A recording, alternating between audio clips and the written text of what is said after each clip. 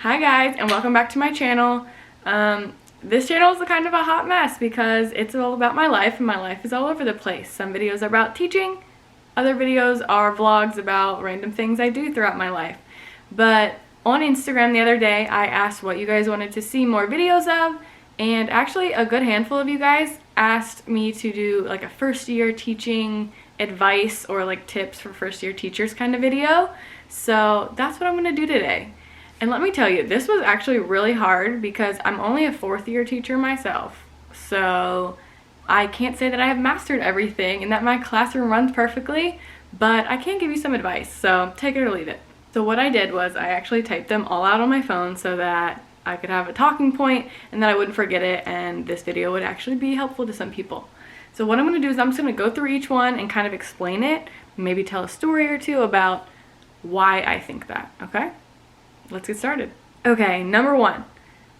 This one is kind of funny because if you look at my Instagram, you're gonna think, your classroom is beautiful, you must spend so much money on it, and I do, but my number one advice to first year teachers is don't spend a ton of money on your classroom trying to make it like this picture perfect classroom that you see on Instagram for your first year.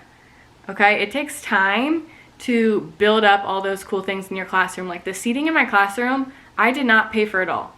I did pay for some of it here and there, but a lot of it I got on Donors Choose, which is a website that people can fund projects for you, and other things I put on like Amazon wish lists, or I saved up money, or I sold things in my classroom to then buy more things. So I promise you, I did not just like boom, wake up and have all this beautiful furniture in my classroom. It's been 4 years and I've kind of been collecting it. I've been looking on Facebook Marketplace, Craigslist, stuff like that.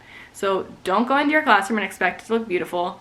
My first year I had like mismatching desks, like some of them were light brown and some of them were dark brown, and they were uneven levels, and it drove me absolutely crazy, but I made it through the year and now I have 4 matching tables, which is super exciting. But that's my first and foremost advice. Like, don't walk in there thinking you're just gonna have this beautiful classroom. It's a lot of money, and as a teacher you're not gonna make that much money, so it is what it is. Okay, number 2, this is a good one. Make routines and procedures ahead of time. So sit down and think about what you want your classroom to look like in every way before your students ever walk in. So I know that sounds crazy, but there's actually a list like floating around the internet somewhere of everything that a teacher should have a routine or procedure for, and it is like 2 or 3 pages, but it's true. You need to think about these things before your students even step foot in that classroom on the first day. So when they come in, they're going to ask you like a million questions. They're going to be like, how do I sharpen my pencil? When can I go to the bathroom? When can I do this? And you're going to be so overwhelmed that if you have sat down and thought about all those things ahead of time, it's way easier to introduce it. So along with that also, if you introduce a way to do something, like a routine or procedure, and it's not working the best, like right at the beginning, stick with it for at least, I would say a month, but at least 2 weeks, because it's not going to be perfect, and the more you change things, the crazier it's going to be. Because my first year, that's what I did. I was like the queen of changing things, because I would see somebody do something on Instagram or YouTube, and I'd be like, oh, I like that instead. And I would try and change it, and my kids never really got used to like a consistent thing. Or I would try and rearrange the room, and so I'd be like, turn your work into the bin, and they'd be like, which bin, the blue bin or the gray bin? And I'm like, guys. And then I'm like, wait, I did move it. So stick with what you have, and even if it's not perfect, you can always change things next year. Like, I keep a list on my phone of things I want to do next year, because it's way too late to introduce it like in the middle of the year when you already have something solid in place. If it isn't solid and it's not working, then you can try and change it, but my advice is just stick with what you have. Okay, number 3 is communication with parents right from the start. Trust me, as a first year teacher, I was so scared to talk to parents. Some of those parents, they can be scary. You're dealing with their children, which is like their whole world, you know, so they're gonna be in your face. They're gonna wanna know what's going on with their child, and it can be a bit intimidating at times, but the best way to kind of get them on your side and let them know that you are looking out for their child, you have their child's best interest at mind, is to start from the beginning with positive calls or notes home. So on the first week or first day of school, try and send home a note with like every single kid, whether it's just a dojo message or if you have text app, whatever you use, and make it personal to their child. So like, Billy had a great day at school. I'm so excited for him to be in my class this year. And then maybe tell a little story to make it personal. Like, he said this today and it was really funny, it made me laugh or something.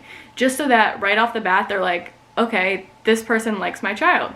Because that's what every parent wants to know, is that their teacher likes their child and is looking out for them. Then down the road, when a problem does arise, it makes it a lot easier because that parent has already spoken to you, they already have that relationship with you, and they can trust you. They know that you're not just trying to like tattletale on their child, or you're not doing it out of a negative space. You're doing it to help their child, if that makes sense. But yeah, parent communication is very difficult, and starting from the beginning seriously will make a huge difference because it kind of gives you that bond with the parent already. Okay, number 4 is get to know your content and master it before you try and go and make it all fun and crazy, because that is another mistake I learned from myself. My first year of teaching, I saw all these cool things on Instagram. I saw people doing room transformations, and I was like, I need to do that right now. My kids need this. And they did. They needed the fun, the fun stuff. But I hadn't even really mastered the content myself to know like what the standards were that I was teaching and how to get that across to the students. So it made it a lot more difficult rather than just using the materials and the books and all this stuff that I had right in front of me. I tried to make it all myself, and it was just more difficult and a lot of work.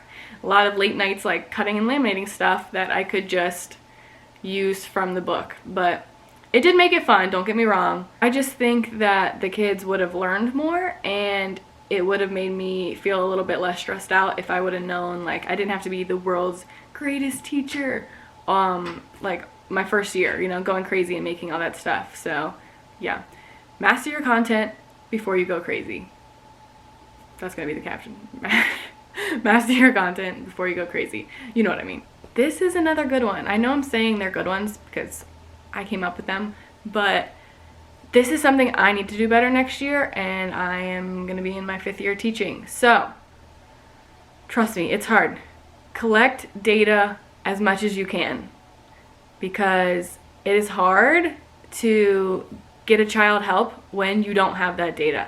So for example, if you have a kid that's a struggling reader or struggling with math, struggling with anything, and you go to like the intervention specialist or your coaches or anybody and try and get them help, like an IEP or speech or anything, they're gonna ask you for data. And I am like a queen of throwing things away. I hate clutter. I hate like old worksheets sitting around. So like once I put the grades in, I either send them home or I throw them away. I can't stand them like still being there.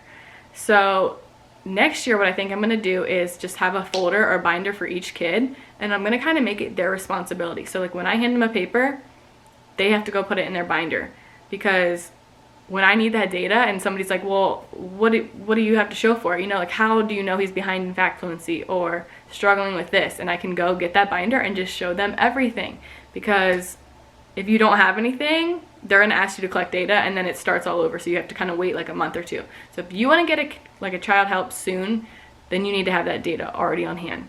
So collect data for everything. I'm gonna make it in like bold. Just keep everything, basically. All work.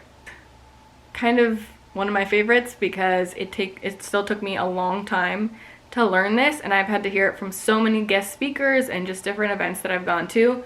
But don't take things personally from the kids, first of all, because they will say mean things to you. Like, it's gonna happen. They will call you mean names. They will tell you how much they hate you, but it is not at you.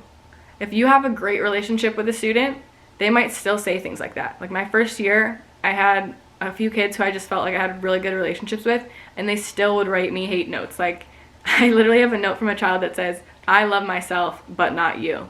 And I thought he was like one of my little besties, but no, that's what he wrote me. And it was just because he was mad. He had to do work, At the end of the day, he still came and gave me a hug, told me how much he loved me, and left. And it was like it never even happened. So don't take things personally. Their anger and their hatred is towards the work or, your authority. It's not towards you as a person. Trust me. I had to learn that over the last few years because they will hurt your feelings. They really will. But don't take things personally. And along with that one, don't take things personally from other staff members. I have seen a lot of people on Instagram, like, that's actually a really common question I get is, like, how do you take hate from other staff members or negative comments? And to be honest, like, I don't get a ton because I kind of, like, just shut my door and do me. I don't know, like, we teach in a really small school, so, like, people aren't really comparing themselves to others, I feel like, because there's only 2 second grade teachers, so it's, like, me and my teaching partner. So, like, maybe we kind of piggyback off each other, but no one's, like, coming down and, like, oh, I wish I did that with my second grade class, because they don't have a second grade class, which is nice. It really is. But my first year, my second year, even now, when I do room transformations or when I do crazy things with my kids, people will make little comments, and it's not that they're trying to be mean. They're just like, oh, wait till you're a few years in, or wait till you have kids and you're tired, and stuff like that. And, like, it's whatever. I think I've just learned to be like, okay, but I don't know why those comments are necessary. Sometimes it's just because they're jealous, or because, I don't know why people say mean things, but you're just gonna have to learn to ignore it, especially on Instagram. So if you have a teacher Instagram, yeah, it took me a while to kind of, like, get used to that. People will comment on my things and be like, who has time for this? Or this is so extra. I don't know. People will be like, I posted a picture of my wood, what's it called, farmhouse themed desk area at my house, and somebody commented and said, ew, I would never want this. It's not, there's no color. I was like, okay, well, it's not yours, so you don't have to want it, you know? People will say mean things. People will say things that don't even have anything to do with what you're posting, and you kind of just have to shrug it off and be like, okay, I don't know. That's just what I've learned to do. That's horrible advice, but people will say mean things, and you just got to be ready for it, I guess. Do it for the kids. Do it because it makes you happy. I love doing room transformations. It makes me excited to go to school that day, so I don't really care what other people think. As long as the kids love it and I like it, then I'm going to do it. Number 7 is simple. Buy a jean jacket. You're going to wear it probably every other day. That's all. That's all that one is. I just thought of that one because I didn't even have that on my list. But it just made me think of all the cute outfits that I'm not going to get to wear this spring. I have so many dresses and rompers, and as a teacher you have to look appropriate, obviously. So a jean jacket, I think I have 3 or 4 different jean jackets. Just because, seriously, you're going to wear it all the time. So just go buy yourself a jean jacket. Okay, moving on. Okay, last piece of advice I have for you is number 8, and it is start every day fresh. So that could mean a lot of different things. Like, me personally, I have to start every day fresh because sometimes I don't want to get out of bed. I really don't.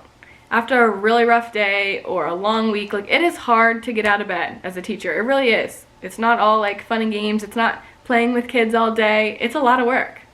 But I kind of have to wake up every morning with the attitude that today's going to be a good day.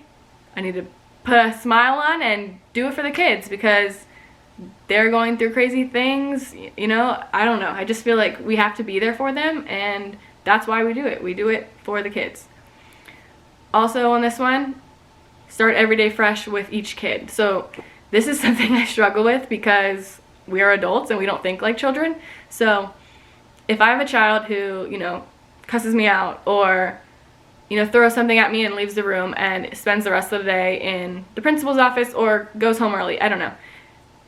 As an adult, if another adult did that to us, we would hold a grudge, right? And we'd be like, ugh, I hate her, or I don't like her very much, I don't want to see her. But with children, and as the teacher, when they come back the next day, you have to completely, like, forget about it. You know, it's like, good morning, I'm so glad you're here. And that is hard, it is. But they, as a child, do not understand, you know, that you would even be upset. You know, they're going to come in the next day and be like, good morning, Miss Curtis. And instantly, it's dropped, it's over.